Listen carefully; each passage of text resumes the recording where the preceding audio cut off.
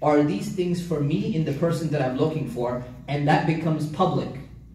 So if someone sees that, oh, you're so interested in this, they're like, what kind of guy is this? You leave that guy, and that guy's out. Right? But what they did was, when they did statistics and they looked online, and this is Muslim and non-Muslim, dating and marriage websites, both. What's the number one thing guys look for? Looks. What's the number one thing women look for? Muslim and non-Muslim, dating and marriage websites. That's the reality. That's the reality of our society.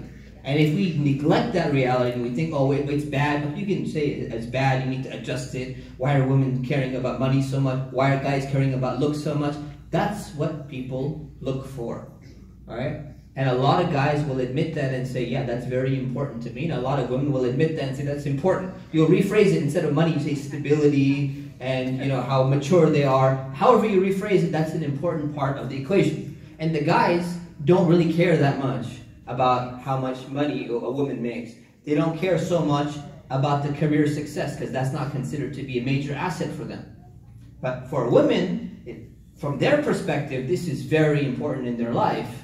Right, so we have some values that go a little bit changed. Yes? I just want to make a point about the hijab. I had one sister tell me it's hard for her to get married because she's wearing hijab. I told her this is actually a blessing, because it's the same men who say I can't find this if she's fit, or I can't do this, or because I can't see what her body's like, or they're actually doing you a favor by weeding themselves out. And women just don't realize that. They're like, a lot of women, sisters, I prefer hijab. And a lot of them are like, oh, well, it's really hard for me to get married. Did you ever see the other side of it? Is that... I agree with you.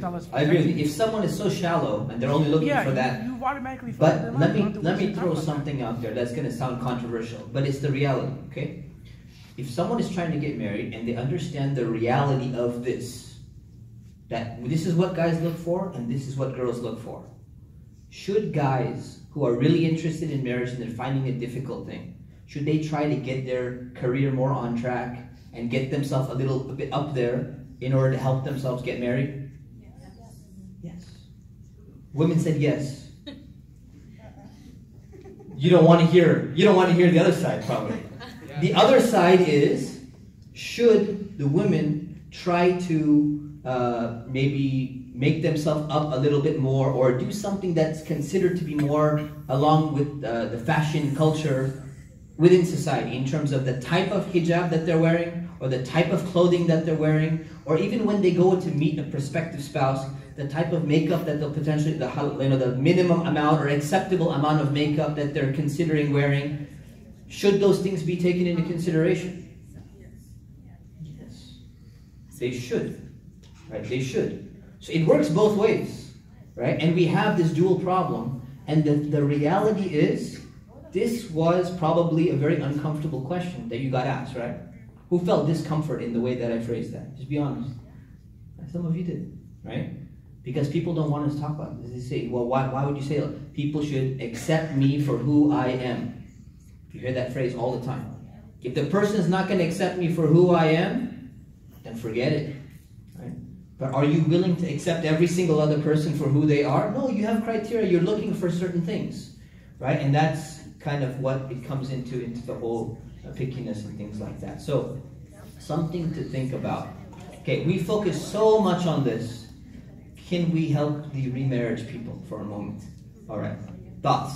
Thoughts? Yes, I think so people who get divorced, they're often, there's not a good community structure to support them.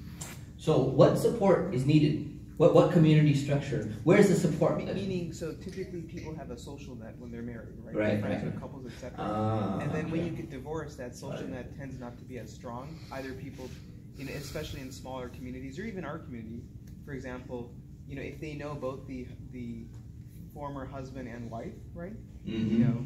So I know, for example, so you lose some friends. If you don't lose friends, you lose invites and potentials to hang around with, because now the person is single and they knew you as a couple that was married and things like that. You were part of a married social circle. Yeah, you were part of a married social circle. To a single social circle. Circle. Exactly. Yes, and you go back to a single social circle. That's definitely a problem. Now, how does that play into the problem of remarriage? it's hard to get to know people, frankly. Yes. Okay. So it becomes difficult to get to know people. Good point. Okay. Yes. So not to be confused with the psychological baggage, but sometimes people don't want to marry someone who's divorced because of the baggage they bring along. So The divorced or the non-divorced one? The non-divorced. Like if someone has never been married and Uh-huh. they meet someone who's divorced, Mm. you know, sometimes divorces are ugly or there's child custody Right. issues. So someone sometimes doesn't want to marry into that. So meaning the baggage of the divorced person. No. Well, no. I'm saying it's hard for the divorcee, that's the term, to get married to someone who's never been married. Got it. I got it. Okay, so So hard I for guess- them to marry I somebody guess else. the pool is even shorter. Got It's it. smaller than the Okay. 1%. Okay. Because a lot of people who have never been married don't want to marry someone who's divorced. On the flip side, Okay. So That makes sense. I got the point, but so then the issues are on the side of the divorcee, correct? yes. I thought you were saying the opposite I'm saying direction. the opposite. I'm saying the person, it's hard for them to find. Okay. Okay. So you're saying the baggage is that they don't want to marry the divorcee Yes. because of the issues. Yeah. Okay, I got it. Okay. Yeah, just different way of phrasing So it. just Okay. Smaller pool, maybe. So pool, yes. So pool goes down because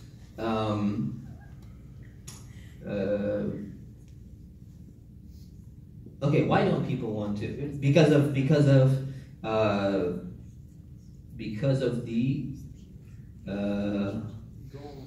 the.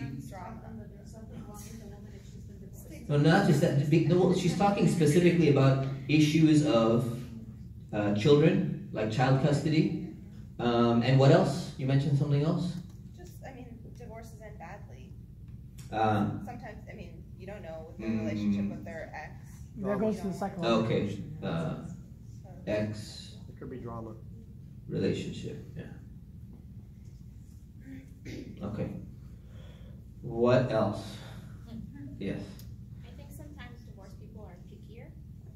Because of their previous experiences, they get pickier and they want something they're looking for. Okay, they're pickier. And maybe they're pickier because they have experience. Or they're pickier because they had the bad experience, right? So it could be either one. It could be they're pickier because they're smarter, or they're pickier because they had bad experience. Okay, good. What else? Really know what they want. They really know what they want. Yes. Stigmas. Stigma. Okay, explain that. Stigmas attached, for example, not marrying someone who's already been married, or not even, before even getting to know someone, just saying, oh, since they're divorced, there's going to be marriage. Right. So when people are searching on one of these websites, or they're going to one of these venues, and there's, let's say on the internet, and they're going through their search, and there's a filter of someone who's been married before, someone who's been divorced, someone who's not been divorced, how many people are likely to check off the filter that says, no, don't give me the listings from people who've been divorced? Very high, right? Very high. Question is why? Why? Okay, so let me give you some background. Among the time of the Sahaba, the companions of the Prophet, peace be upon him, they're considered to be the best generation of Muslims collectively. Yeah. Okay? Was divorce, how common was divorce among them? It was common. As was remarriage. It's quite common. So It's much not so like there super were- high, but it's quite common, right? But remarriage was extremely high. Yeah. Very quick and very high. So when we talk about the problem of divorce in our society, the problem is not necessarily the divorce rate. The real problem is two things. Number one, why people are getting divorced. The reasons were different at that time. So the reasons why people are getting divorced over things that one premarital counseling could have identified that they shouldn't have gotten married in the first place. I perform marriage for people, and they've been divorced in 3 days. 3 days. See, people 1 week. Some people 3 weeks. Right? That's why we became very strict in how we perform marriages. We don't perform none of the major masjids in Orange County, Southern California, none of the imams will perform marriage unless you've gotten at least one premarital counseling session, unless you've actually registered your marriage. Some of these are unregistered marriages and all that stuff. And we recommend a minimum of 5 counseling sessions with a professional premarital counselor before we even will perform the marriage, right? And why we become so strict? Because we saw 3-day divorces. And the 3-day or the 7-day divorce or something like that, it happened because we could have sat down with them and asked them just 5 questions and figured out that, you know what, this marriage is not going to work out. You guys have some major incompatibilities. This doesn't make sense. But that's the problem. So that's the biggest problem with the divorce rate is so high for dumb reasons. Right? Some people get divorced for legitimate reasons. Right? So that wasn't the issue in the past when it came time to the companions. And people used to get divorced. Christianity is another issue because they're not allowed to get divorced until King Henry VIII came and made his own church because he wanted to divorce his wife and all that stuff. But when it comes to the companions, they used to get divorced, but over more legitimate reasons. But they used to get remarried. So the problem is reasons why you get quickly divorced, or reasons why you get divorced, which are not, you should have seen before, or they're ridiculous reasons. And number 2, remarriage becomes the challenge. Right? So question now is, why is there a cultural stigma behind remarriage? Just be very frank and open. And I know it's there's no kids in here, right? So I hope my kids are not here. Good. Yeah, so just be open because I might get a little bit graphic if you want to give an honest answer, but it's okay. We need to understand this phenomenon. Yes? So I think that it's what kind of mentioned before. Maybe I was the one who caused the problem. So the person who was looking at me for marriage, they'll say, "Oh, she was the mistake," or "He was the mistake." So it's like putting a fault on someone, and they don't want their marriage to end, the remarriage to end. So they assume that the divorce will happen again. Yes. Okay. So that's assume divorce again. And that's a good point, and that's a problem. One of the other problems with that is, what is the divorce rate for people who have been divorced? 80%. Is it higher or lower than people who get married for the first time? Much higher. So it's much, much higher. And that's, we can talk about that some other day. But the divorce rate is higher. So the concern is not just a cultural thing. It's actually, it has some aspect of reality there. And we can discuss why that is and all that stuff. But that is a thing that, is played. Yes? You should have just difference in life stages. So, okay. When you go through marriage, you actually change, right? Mm-hmm. Emotionally, you change. And so you're at a different life stage. Different life stages, yes. yes. Married. And then if you add a kid on that, a child on that, it's even more pronounced, right? In terms of, if you marry someone with a child, they think like a parent. Whereas if you marry someone who doesn't have a child, it's kind of like, or hasn't been married before, it's very, very different. Right. So those who are looking for someone who is very similar to them in their initial wanting to get married in terms of religiosity, in terms of socioeconomic status, there's also the aspect of maybe someone is interested in marrying someone who's on a similar life stage as them. And if they've had kids, they're interested in someone who has like a parent mentality because they have kids and they want the other person to share that, but then the other person's never had kids before. So it becomes a potential issue. So that lowers the pool again, and that can become another challenge. Yes. So I don't know if this is, but I want to throw this out there, at least for the sisters, is I wonder if the taboo for marrying a sister who's divorced is considered used goods. No, that's a very good point. So, for women, I mean, it could be the same for the guys, but that's the stigma that I've... right, so there's the stigma that women who've been divorced are considered used goods. From a men's perspective, they're less likely to be interested in a woman because of that. Is this a reality? Everyone agrees. Most people are saying yes, it's a reality. Should it be a reality? Okay, so there's a difference. Should it be a reality, and is it a reality? Now here's the question. Is it a reality among the younger generation? Because mostly, talking about cultural stigma, is this an American stigma as well? Or is it a foreign cultural stigma? It could be both. Both. I don't. The same level? I don't think it's both. Not the same. Not nearly at the same level. Right? I mean, So, yeah. I mean, I think even the whole concept of how you relate to people after they're divorced, they're very cultural issues. So, I think in American culture, it's normal, for example, for you know, if both parents, when they're divorced, they're still very active in the child's life, right?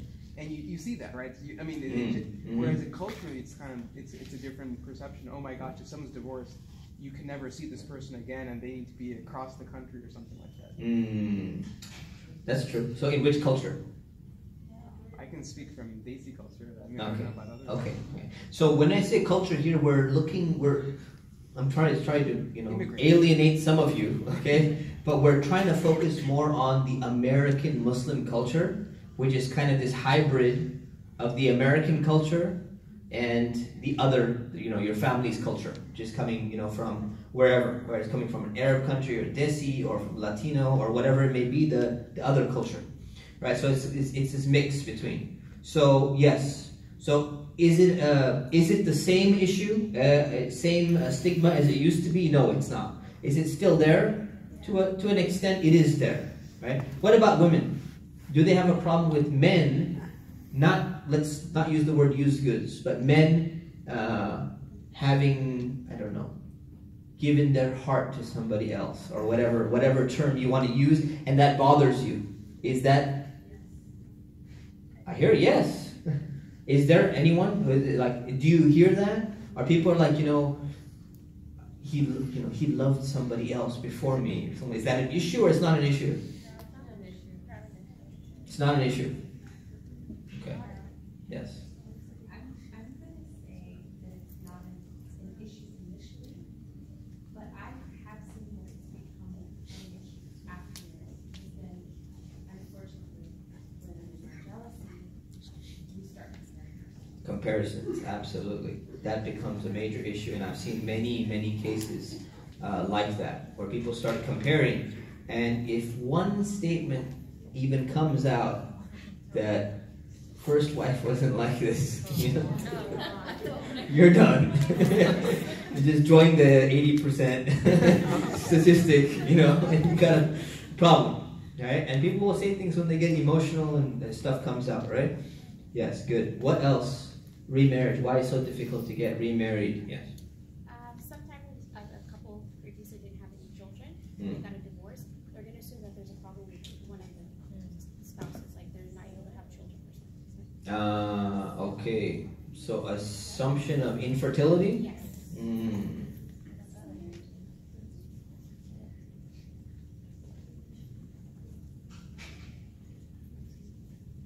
We're gonna break. We're gonna be done at 6, and we'll be praying at 6. So we'll be done before 6, and then we'll pray. Okay. So good. We're good so far. Now let's flip this board and talk about solutions. How do we solve this problem? We've identified the issues. How do we solve this problem? You're always waiting for the solution, but you forgot that this event is called Coffee and Conversation, which means I don't need to tell you my solution first, and then I'll give you my perspective afterwards. Conversation. This is what was requested of me, to start this program. Yes? Chief Mustafa would say that we have a few massages that tried kind of their own independent efforts to provide some sort of matchmaking or whatever, but why don't we have as a community, like maybe under Shura Council or something, these massages could come together and kind of not have 50 or people here and 50 people there, that kind of just like very small chance of finding someone compatible, but bringing all those people in Southern California together and making a higher likelihood of finding people compatible. Solutions. Okay. Unite individual efforts of networking, right?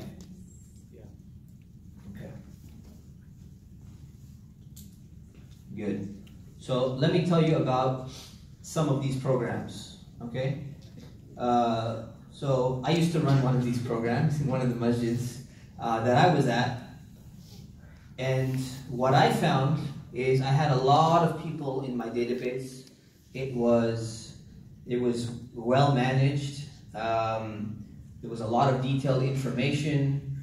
People would give me their quote-unquote bio data, as they say. They give me their profile. I would make sure, I said, you have to send a picture, otherwise I'm not, dealing with it. There should be some picture there. There should be a description of what you're looking for, all of that stuff, right?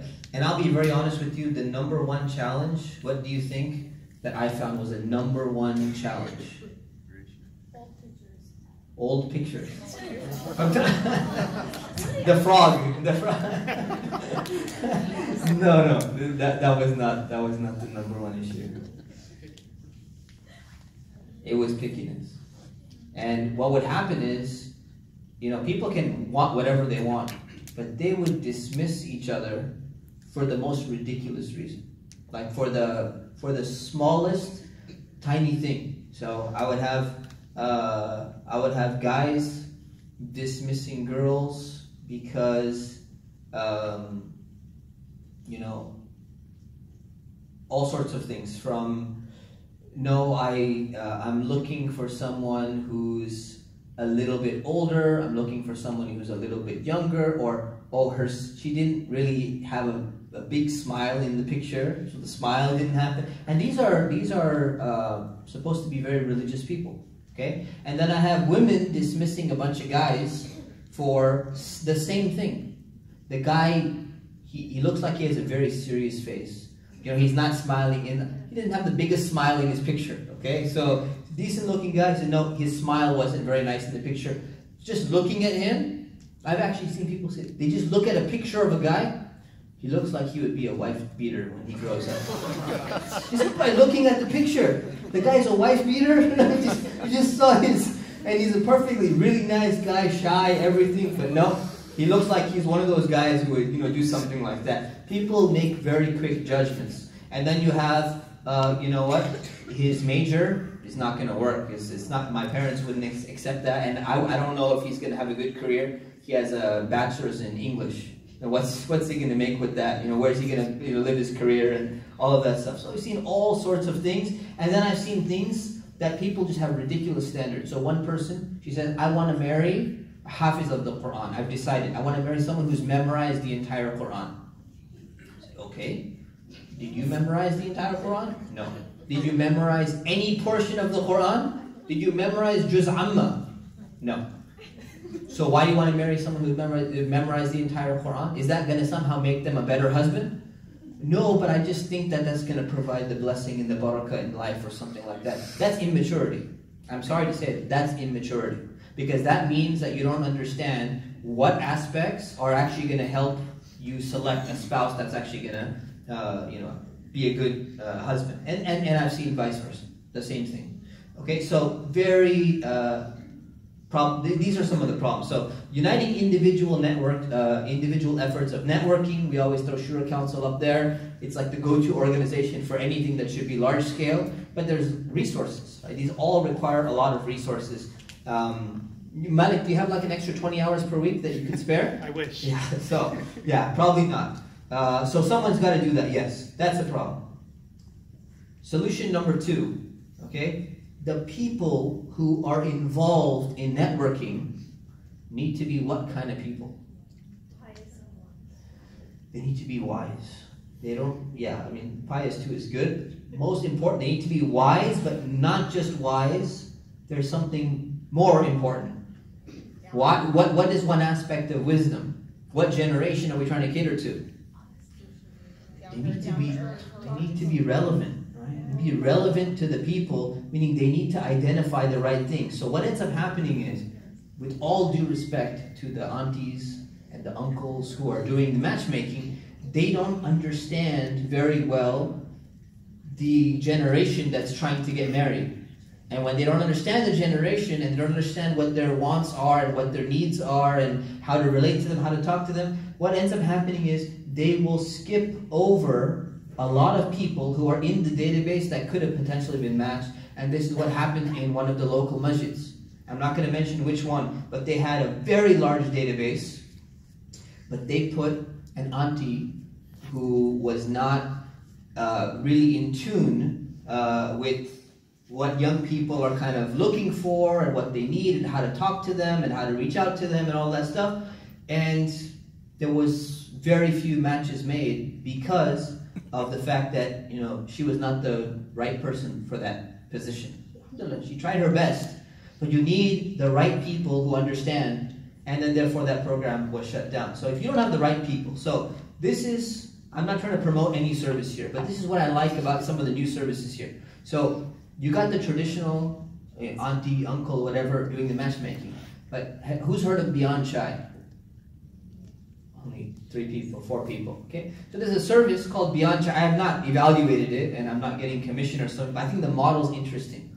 What's interesting is they realized, they said, look, we've seen all these other websites where you search around and you go through profile pictures and all that stuff, but we need something for Muslims where we got that auntie, uncle type of person who's what we call the matchmaker of the community, but we need someone really young, in tune, socially connected, not to just cultural groups, socially connected to the general American Muslim population, and someone who's going to go and search on websites, someone who's going to go and travel around the country and basically try and get people in their system and then do the research and match them up.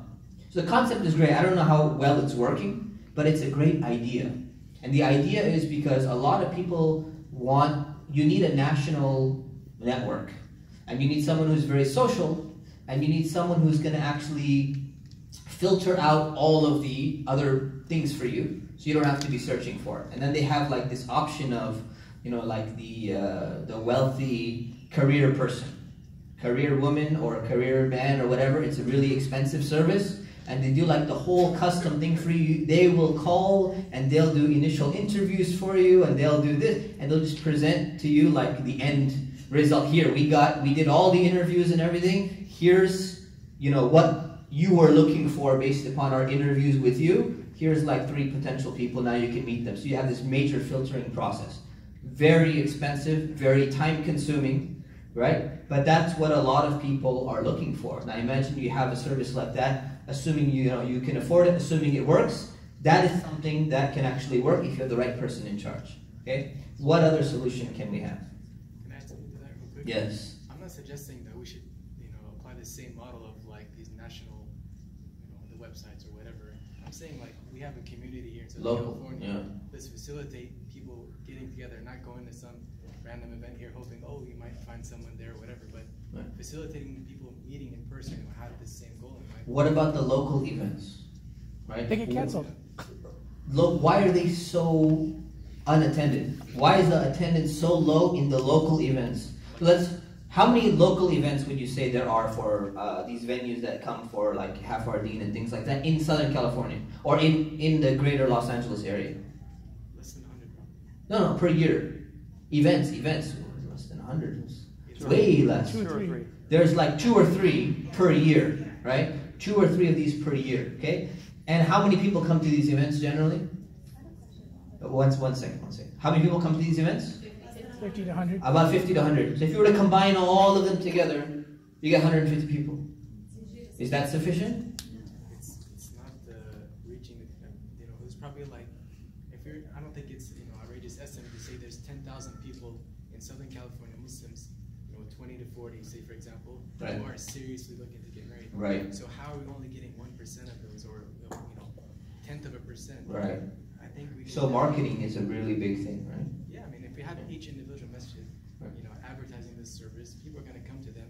They go back to whatever. So marketing needs to go up.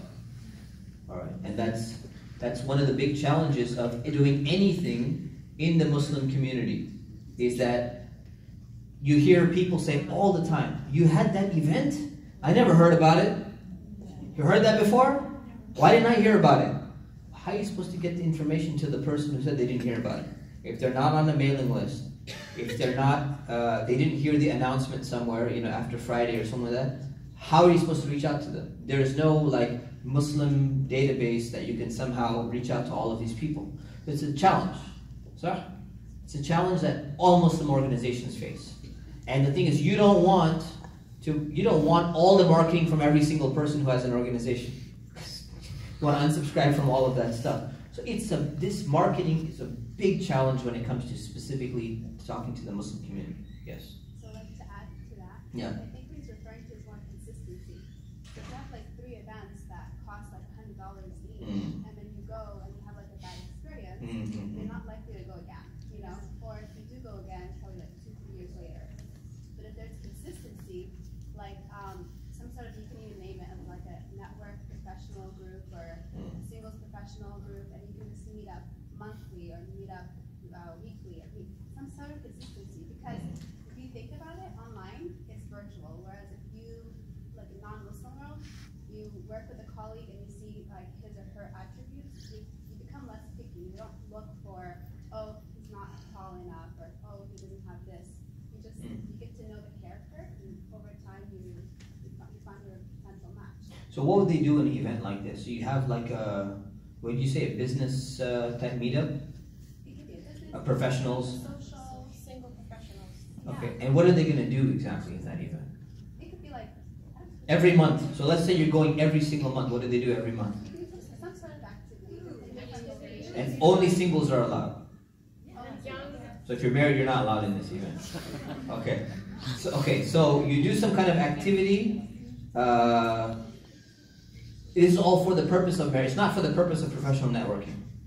I mean, I'm saying the name is professional, just to kind of like. Got it. But the real intention is for the purpose of marriage. Okay, I get it. So it's not a separate event. And it just have to cost like $100. And reduce the cost. Yeah, like all these single events are like $100, $50, and you go and it's like for 2-3 hours. You're not gonna get to know a person in 2-3 hours. Okay. How much do you think it costs to organize the event? It doesn't have to be in a venue. No, I'm saying the ones that do it. I'm just asking, how much do you think it costs to organize those Probably events? 6,000. You think it costs $6,000 to organize the event? Yeah, if you're having a professional one, yeah. Yeah, professional one. Yeah. Let's say half our lead. Yeah. With the technology, the marketing, how much it costs? All events cost differently depending Uh, on your venue. Agreed. So let's take the professional one, the nice one. What would it cost? You organize events. How much?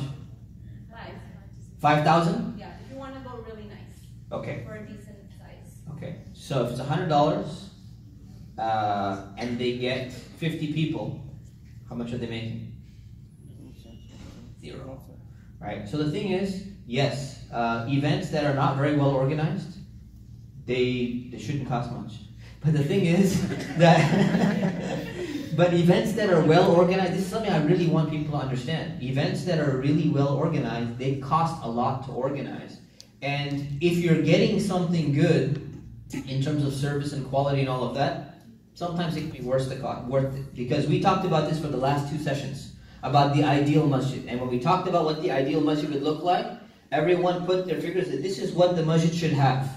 And they said, how much should it cost? How much is the budget? Some people are like, oh, the budget would be like $50,000, $100,000. What they listed was $1 million budget, right? But there's a disconnect between understanding how much all of this actually costs to actually get in reality. So that becomes the challenge, okay? It doesn't have to be like a fancy event. It doesn't have to be in a hotel.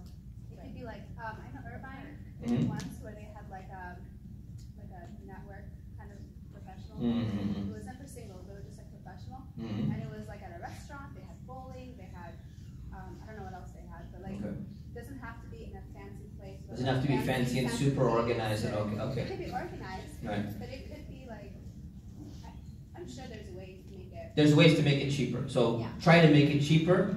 Just and more consistent. So you can Okay, have and more people consistent. Okay. Okay. What else? How much time do we have? Very little time. Let's start wrapping up. Yes. I just want to follow up with what she's saying. Like, she's trying to say, like, if you get like a Facebook event or like a group or something, when you hold a dinner, that's like maybe $20. People come and hang out. Or you have like a hiking group or something. There's different things on Facebook that you can join. Okay. So those seem to be like a good middle ground. People said that they felt uncomfortable during some of these events. Do you feel more comfortable doing a social type of event, and why? I think, well, it depends. So if you're in the majority demographic, if there is one, you feel more comfortable at them, right? But if you're 40 and you show up at an event and everyone is 20, it's really weird, right? And so I think that maybe it's for people as you get outside of the whatever the biggest demographic, it gets tougher. Those events don't work. Right. That's a really good point. So the thing is, we need focused demographics on events, right? Because both in terms of age and culture. Because otherwise, like you said, the 40-year-old girl, 40-year-old guy who comes from a completely different culture shows up to an entire Malaysian event, right? And then they're like, they're like Latino background, and they're like, okay, maybe that's a potential, but I was kind of looking for a different type of person. That's not going to work. Okay, so we focus demographics, which is going to unfortunately reduce the number of people again. All right, but what else? Solution. I'm really anti-event. You're anti-event. Yeah, because first you have to wait 6 or 10 months for the event. Then I got to drive all the way down to Orange County, which is a 2-hour drive, and then the tickets start at 65 and go higher. And the thing is that events are mostly older people there, so you might not find someone. And even if you do, there's no connection. Whereas now you can just download an app, which is free, and it'll take 1 minute to download, and then you can fill out your info, and within 5 minutes you can have a match and start talking to somebody. So that makes more sense. But as far as events, I'd rather just have a singles halakha at my local mosque, and then just invite the people single there, and just have a discussion, and then after if people want to talk, I think we would have better matches there than having to have an event. Singles halakha. Okay. That would be interesting. Why do you think this would have? It sounds shady. There would actually be some lesson here, right? So, but this is interesting. So you're saying there was singles halakha, an Islamic educational program, would be much better than a social bowling type program. Yeah. Explain why. Okay, because in bowling, you're gonna focus on bowling. You're not, you might not talk to people. In the singles halakha, you know how the halakha is running. 45 minutes, at least you learn something. You learn about maybe something pre-marriage related, and then after that, the attendees can just talk about the event, and it's not as because the other thing about the events, not marriage events, but young professionals, young professionals, half of the people who show up are already married. They come with their spouses. Or a hiking event, you're more focused on hiking and jumping across the mountain rather than talking and whatnot. Right. Yeah, so hiking, especially if it's a tough hike, if I won't have any breath left, to be talking to the person. Okay, app. Okay, who prefers apps? Who says go with the apps? Go with the online? No, no one's into the online thing. You're into online? No. There's nobody who thinks that this is the way forward. I think it's an effective tool. This is the way forward compared to these effective tool. It's just a tool, another tool that you can use. How many of you have heard of? How many matches have you heard from anyone that you know from your friends that got married through one of these meetup things? How many? I know one. One. Two. That's it.